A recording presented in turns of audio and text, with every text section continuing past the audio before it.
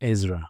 Ezra, whose name means help, or the Lord helps, was a descendant of Aaron, placing him firmly in the priestly line. More specifically, he was a direct descendant of Sariah, the high priest, who was executed by Nebuchadnezzar at the fall of Jerusalem, making Ezra a prominent figure in the priestly lineage. Beyond his priestly heritage, Ezra was also renowned as a scribe skilled in the law of Moses that the Lord of the God of Israel had given.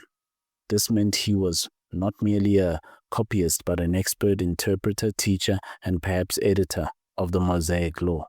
Ezra lived during the Persian Empire, well after the Babylonian exile. The book of Ezra opens with King Cyrus's decree allowing the Jews to return to Jerusalem and rebuild the temple. The first waves of exiles returned under Zerubbabel and Joshua to rebuild the temple.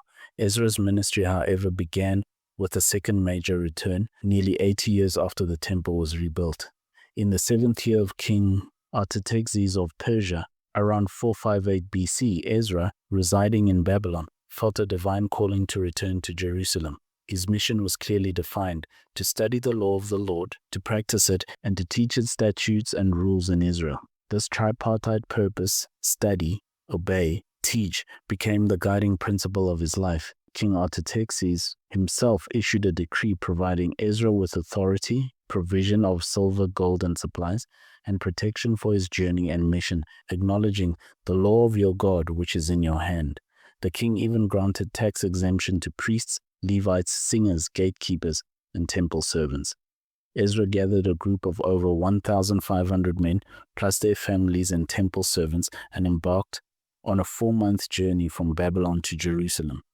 Before their departure, Ezra proclaimed a fast by the river Ahava to seek God's protection, acknowledging the dangers of the journey without a military escort. God answered their prayer, and they arrived safely in Jerusalem, carrying the precious silver, gold, and vessels for the temple. Upon arriving in Jerusalem, Ezra was met with disturbing news. The people of Israel, including priests and Levites, had intermarried with the surrounding pagan peoples, adopting their abominable practices. This was a direct violation of God's covenant and a threat to the purity of the returning community. Ezra's reaction was one of brokenness.